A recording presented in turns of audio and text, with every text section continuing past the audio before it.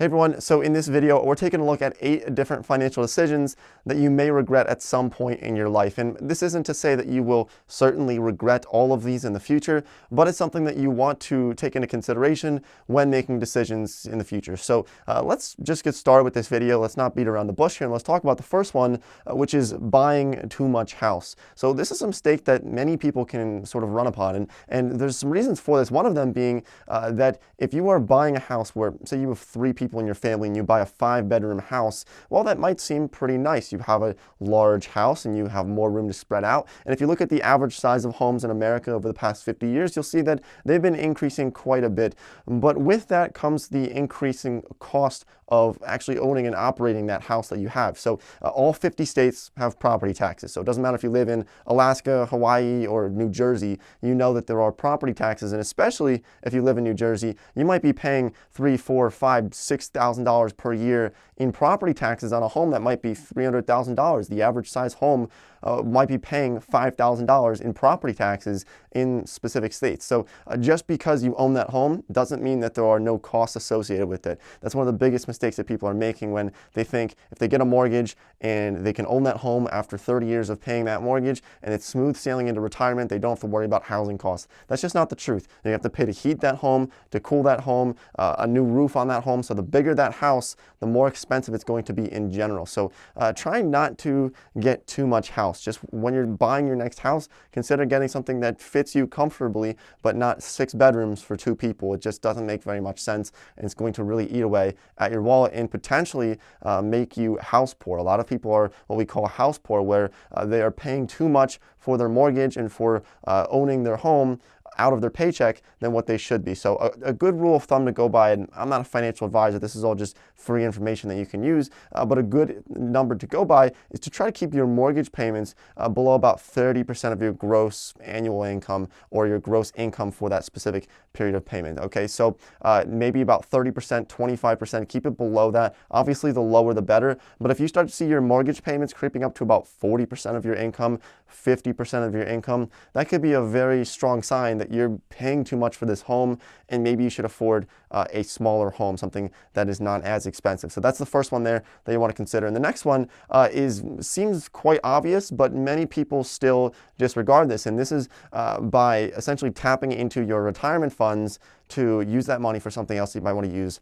at the moment. So tapping into your retirement funds can be absolutely detrimental to your ability to retire in the future. So this is something that you really need to take into consideration, because at the time you might think, you know what, it's not going to hurt if I borrow some money against my 401k. Maybe I withdraw some of the principal from my IRA accounts so that I can buy a car, or maybe I want to use that for a down payment on a house.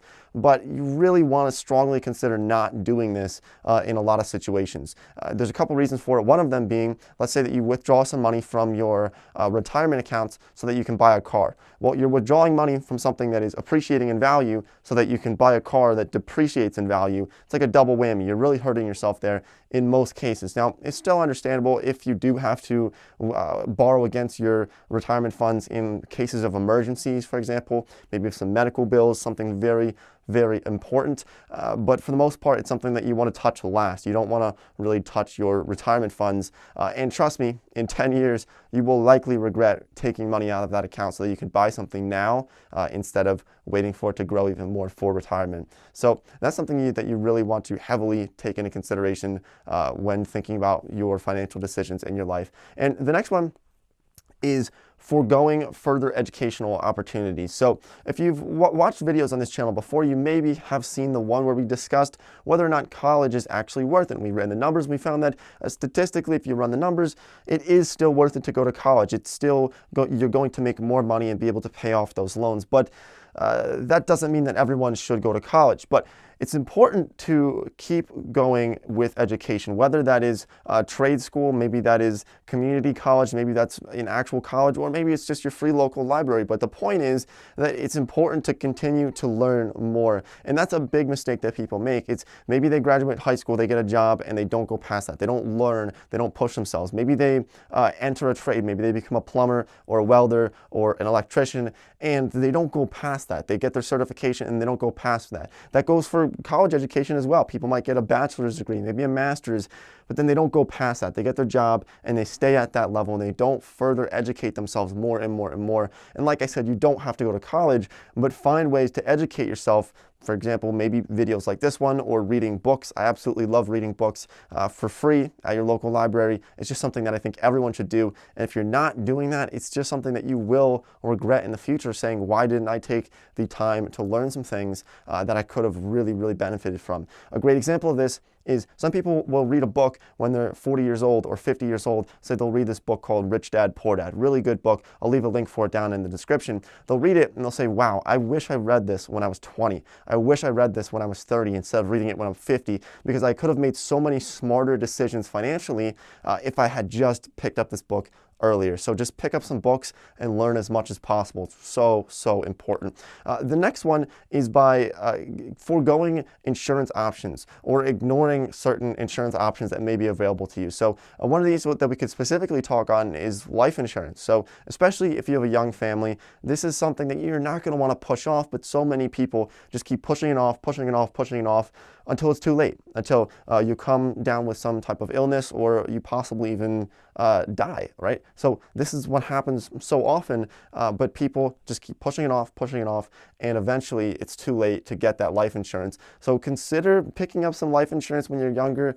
This is something that it really depends on your situation and the people that you might be leaving behind. If you have young kids, you're probably going to want some type of insurance, and you're probably going to want to do that very soon before 5 years go by and you still haven't done it yet. And sometimes it can be very difficult to get insured if you have an illness already and you're trying to get life insurance for that. So try to do it when you're healthy, try to do it when you're younger, and it could benefit you in the long run. Just something that you want to not forget about when making these decisions. And number 4 here is what we call DIY investing. And this mistake, many people make this, but there's a way to go about this. So the mistake that people are making is they're jumping into the market too fast and they say, Nate, how do I start investing into the stock market? I want to start. And they throw $50,000 into the stock market and they lose their shirt. So the way to do this, what I would suggest doing, and like I said, I'm not a financial advisor, but what I would suggest doing and what I did, start with $50. Put it into an investment account. If you want to start investing into the stocks, just start with $50 and then start building it up over time. And over time, you learn from your mistakes. It's sort of like, say you wanted to become Allen Iverson or Michael Jordan tomorrow. It's just difficult to do that. You need to take a lot of practice, take a lot of shots, and there's going to be times where maybe you make some mistakes. But if you start with $50 in your investment account, it's okay if you make those mistakes. You learn from those mistakes and you get better. Just like what I said with playing basketball, eventually with all that practice, you start to get better and better. It's going to be difficult to go right out the gates and become a Warren Buffett within 5 days of investing into the stock market. It takes a little bit of time to build up and learn from those mistakes, while also reading a lot of books and learning a lot of information about this topic.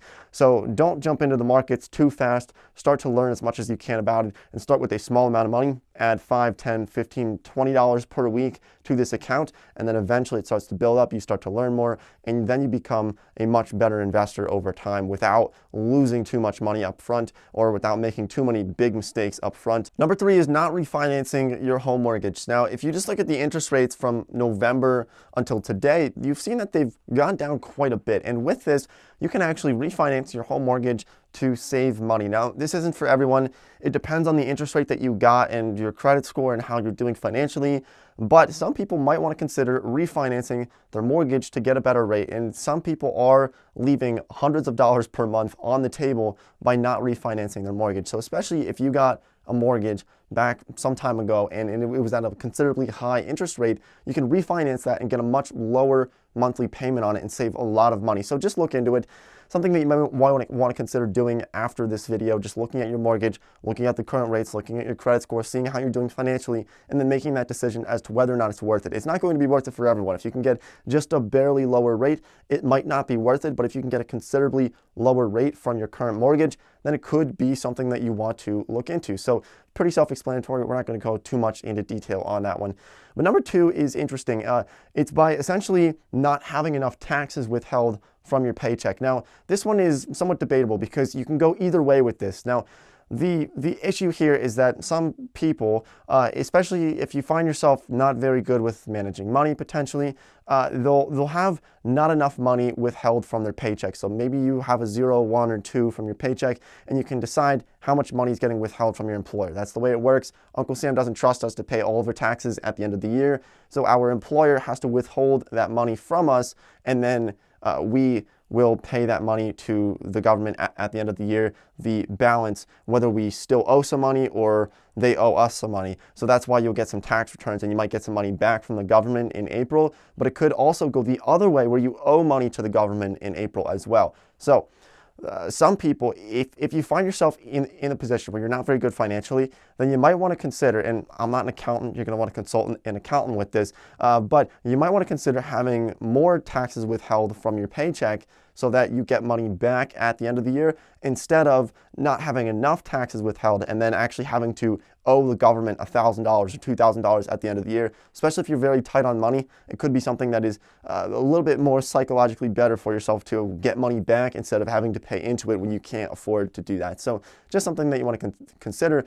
But on the flip side of this, you could also think that if you're very good with your finances and you're very good at managing this, you could actually underpay for taxes and have your less money withheld so that you can invest that money, maybe put it into just a simple savings account or even a CD that's netting you a couple percent, and then pay that money to the government when it's owed at the end of the year in April and actually be a little bit better off. But that's something that you just want to look into. Like I said, I'm not an accountant, so you're going to want to not take every word that I say here for exact fact, but just something that you want to consider, okay? And the last one, I think we've mentioned this one other time on this channel, but it's by not managing your subscriptions correctly. I sat down with one of my friends recently, and they just asked me to kind of look over their finances and just see where they could cut some costs, just as a friend to help them out. And we sat down and we looked at their credit card statements, and there's so many payments on there that just make no sense, and they don't use most of those different subscriptions. Now, maybe you're in the same boat. I know this has happened to me in the past where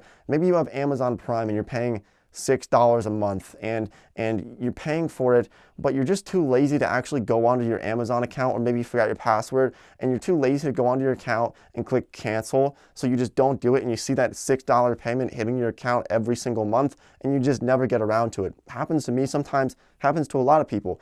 What you want to do, just take a day and just go through all of your accounts, the things that you're not using. Maybe you have Hulu, Netflix, Amazon, all kinds of different subscriptions, and just cancel them. Just cancel all of them at the same time, because those little payments certainly add up. If it's only $6 a month, multiply that by 12, and that's over $70 per year over multiple years. I know people who have payments, subscriptions for things that they haven't used in years, literally a decade. They haven't been looking at their newspaper that they get delivered to their house every single day, but they're still paying it. It just doesn't make very much sense. So get rid of those subscriptions that you just don't need, and you're going to be much better off financially. So those are the different financial decisions that you may regret at some point in the future. Like I said, they're not set in stone. It's something that you want to look into further on your own. But thanks for watching this video. I appreciate all the support on the channel, and I hope everyone has a wonderful day.